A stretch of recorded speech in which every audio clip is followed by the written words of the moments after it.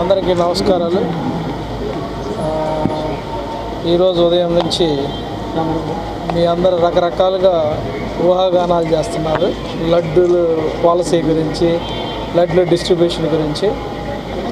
పాలసీలో ఏమాత్రం చేంజ్ లేదు. దర్శనం చేసుకొని టోకెన్ ఉన్న భక్తులకి ఉచితంగా ఒక లడ్డు వస్తుంది.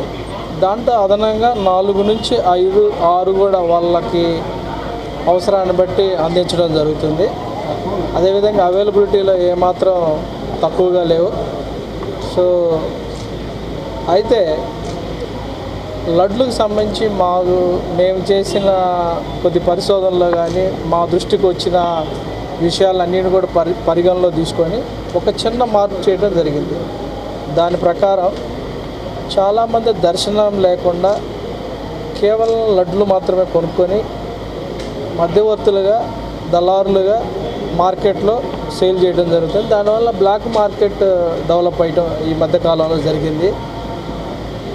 మేము ఈరోజు విజిట్ చేసినప్పుడే మేము మెట్లెక్కుతుంటేనే ఒక వ్యక్తి 3 బ్యాగుల్లో తీసుకెళ్తాడు. అసలుకే వడలు చాలా తక్కువగా ఉంటే దర్శనం చేసుకున్నాడంటే దర్శనం చేసుకోలేదు ఆమె.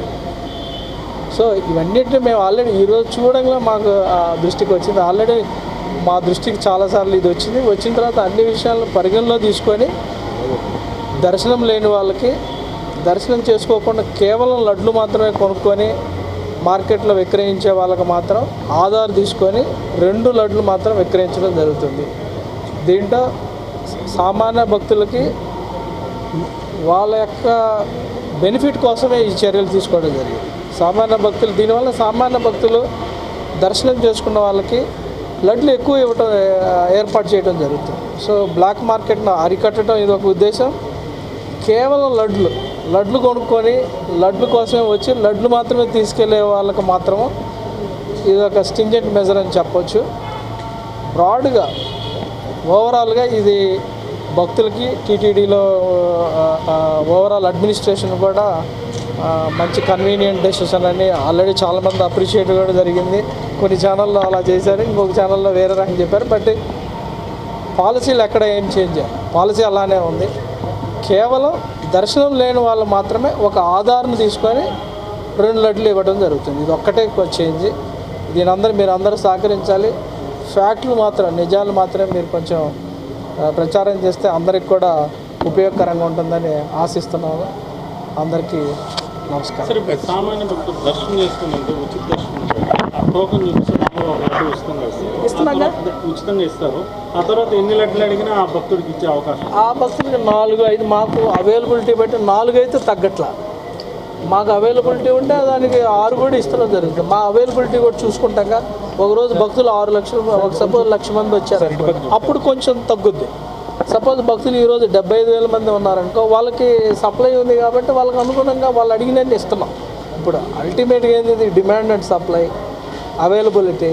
సో ఇప్పటివరకు అయితే చాలామందికి 4 అడిగిన వాళ్ళకి 4 ఇచ్చాం. మెజారిటీ పీపుల్ మేము చేసిన డేటాలో మెజారిటీ పీపుల్ 4 చాలా అంటున్నారు.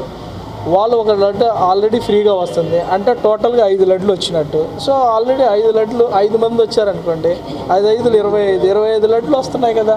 దీంట్లో మీరేమి డౌట్ పడాల్సిన లేదు. అంతకంటే ఎక్కువ కూడా యాక్చువల్గా మెజారిటీ పీపుల్ కొనుక్కోరు. అంటే ఇప్పుడు గతంలో ఇది బ్లాక్ మార్కెట్ ఎక్కువ ఉందని చెప్పి 36 రూపాయలు పడే లడ్డుని 50 రూపాయలు, ఇప్పుడు బ్లాక్ మార్కెట్ పెరగద్దంట. బ్లాక్ మార్కెట్ ఇప్పుడు పెరగడానికి ఎందుకంటే దర్శనం లేకుండా వచ్చే వ్యక్తి మాకు తెలిసిపోద్ది కదా, టికెట్ లేకుండా వస్తున్నాడు.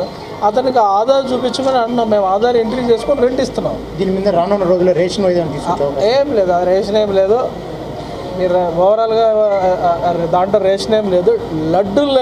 దర్శనం లేకుండా కేవలం లడ్డు కొనుక్కోవాలి వచ్చేవారికి మాత్రం ఇది ఖచ్చితంగా వాళ్ళ క్రెడెన్షియల్స్ రికార్డ్ చేస్తున్నాము. వాళ్ళు ఏ పర్పస్ కోసం కొంటున్నారు, బ్లాక్ మార్కెట్లో కొంటున్నారని మా దృష్టిలోకి వచ్చినాయి. మా కంప్లైంట్ చాలా వచ్చాయి. మా పరిశోధనలో కూడా అది నిజమని తేలింది. దానివల్ల మేము ఇది తీసుకున్నాం. అంటే మేమేం చేస్తాం, ఆధార్ తీసుకుంటున్నాం, అందుకంటే మేమేం చేయట్లేదుగా. సరే, ఇప్పుడు ఆధార్ ద్వారా లడ్డు తీసుకున్న భక్తుడు మళ్ళీ తిరిగి ఎప్పుడు లడ్డూని పొందే అవకాశం తీసుకోవచ్చు. 2 ఆధార్ కార్డు వచ్చి మళ్ళీ మరో రేపు వచ్చి కొనుక్కోవచ్చు. 2 తీసుకుంటున్నాం. మాకేం పెద్ద ఏమి కనిపించట్లేదు. టైం ఏమైనా పెట్టారు సార్, 24 అవర్స్ లేదంటే ఆ రోజు అట్లేం పెట్టలేదు ప్రస్తుతానికి. బట్ ఇలా డేటా పెడితే డేటా అనాలిసిస్ చేసుకుంటాం, మాకు అర్థమవుద్ది. రిపీటెడ్గా తీసుకునే వాళ్ళు కూడా భయపడతారు, ఎక్కడో ఏదో రికార్డ్ అవుతుంది, సో మా క్రెడెన్షియల్ పట్టుకుంటారని ఒక బాధ. నిజాయితీగా ఉండే భక్తుడికి, దర్శనం చేసుకునే భక్తుడికి మేము తీసుకునే డెసిషన్ చాలా మంచి డెసిషన్. నిజాయితీ లేకుండా లడ్డుతోటి బిజినెస్ చేయాలి, దర్శనం లేకుండా కేవలం లడ్డు తీసుకునే వాళ్ళకి మాత్రం ఇది భయం ఉంటుంది. సార్ ఇప్పుడు భక్తులు కోరిన లడ్డూలు ఇస్తున్నారు కదా సార్, అయినా కూడా దళారీ వ్యవస్థ ఉండాలని చెప్పి ఇక్కడే లేదు, ఇక్కడే ఉంది, ఎక్కడో పోయి అమ్మొచ్చుగా, హైదరాబాద్లోనో ఢిల్లీలో పోయి అమ్మొచ్చుగా, అక్కడ లేదుగా అవైలబిలిటీ, ఎవరో పోయి ఇవ్వాలి కదా, వీళ్ళే పోయి ఇవ్వచ్చుగా. Thank you. నందిని నెయ్యికి సంబంధించి ఇది తర్వాత ఈ సబ్జెక్ట్ మీద రాస్తాను.